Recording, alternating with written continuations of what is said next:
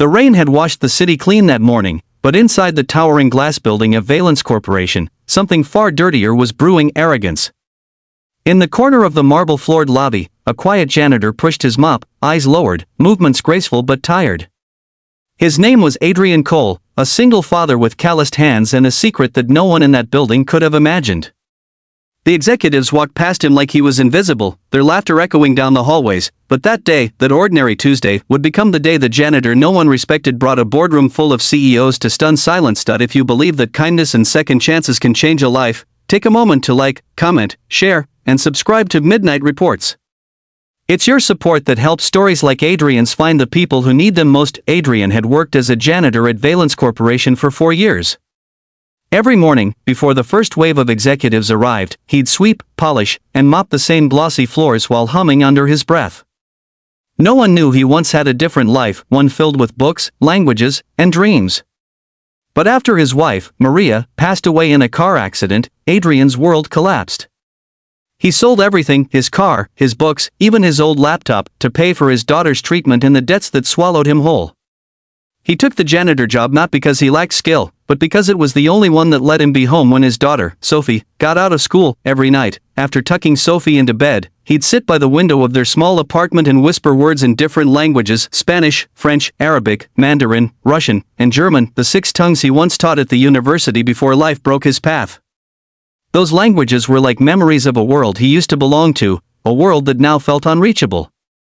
Still, he promised himself that Sophie would never see him as less than strong, but people can be cruel when they think someone is beneath them. Adrian learned that the hard way. One afternoon, as he cleaned the executive floor, he overheard a group of young managers mocking him. They laughed about the janitor who smells like bleach and joked that he was probably too dumb to even order coffee without a manual. He kept mopping, his face unreadable, but deep down his heart ached. He wasn't angry, just sad that people who seemed so educated could be so blind. The following week, Valence Corporation prepared for a massive meeting, a partnership with a multinational conglomerate that would expand their operations into Europe and Asia. Everyone buzzed with excitement and anxiety. The catch? The visiting delegation included representatives from several countries, and the company had hired an interpreter who had fallen ill the night before. Panic spread through the upper floors.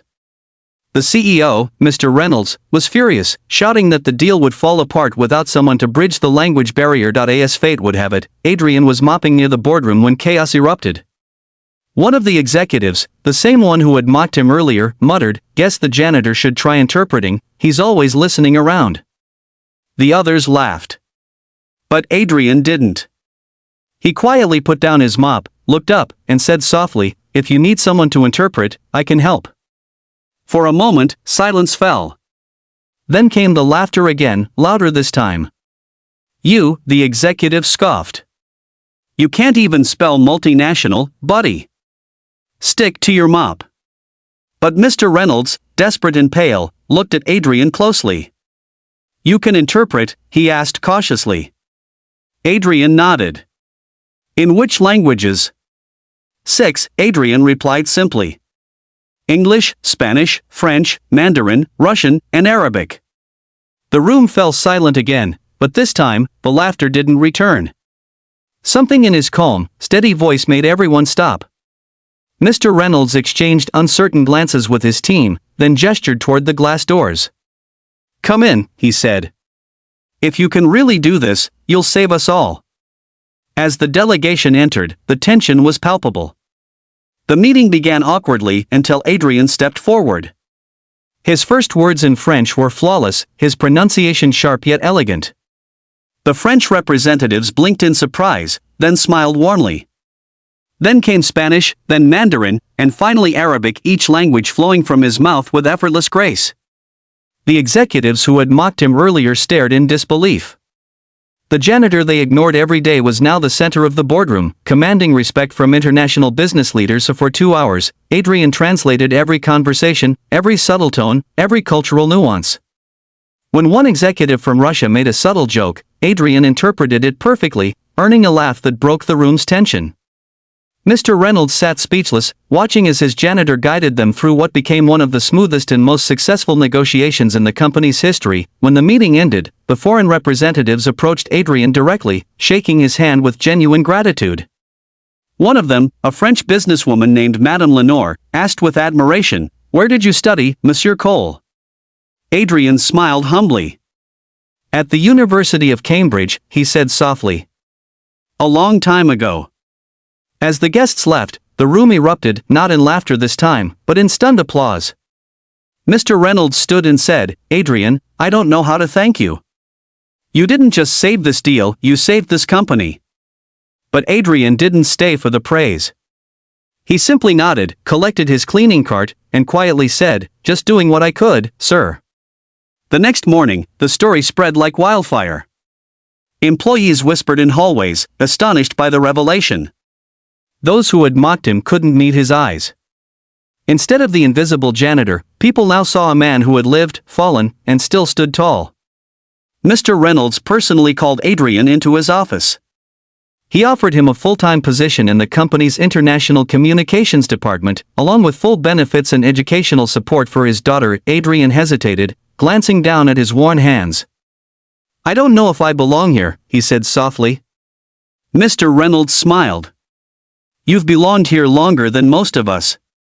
We just didn't see it." That night, Adrian returned home to Sophie with tears in his eyes. He told her that he got a new job, one that didn't involve mops and buckets anymore. Sophie jumped into his arms, squealing, "Does that mean you can come to my school play now?" He laughed through his tears. "Yes, sweetheart. I promise." But what truly changed Adrian wasn't the job, it was the realization that even when the world refuses to see your worth, it doesn't define who you are. True strength isn't about titles or suits, it's about standing tall when no one's clapping, about doing what's right even when no one notices. A few weeks later, the company held a special ceremony to honor employees who had made extraordinary contributions. Adrian stood in front of the same executives who once mocked him. As he accepted his award, his speech was simple. "Sometimes," he said, "we judge people by what they do, not by who they are. But everyone you pass in a hallway has a story. Some are just waiting for someone to listen." The room was silent. Some eyes were wet. Adrian looked out the window at the bright city skyline, the same one that had once seemed so far away. Now, it felt like home again.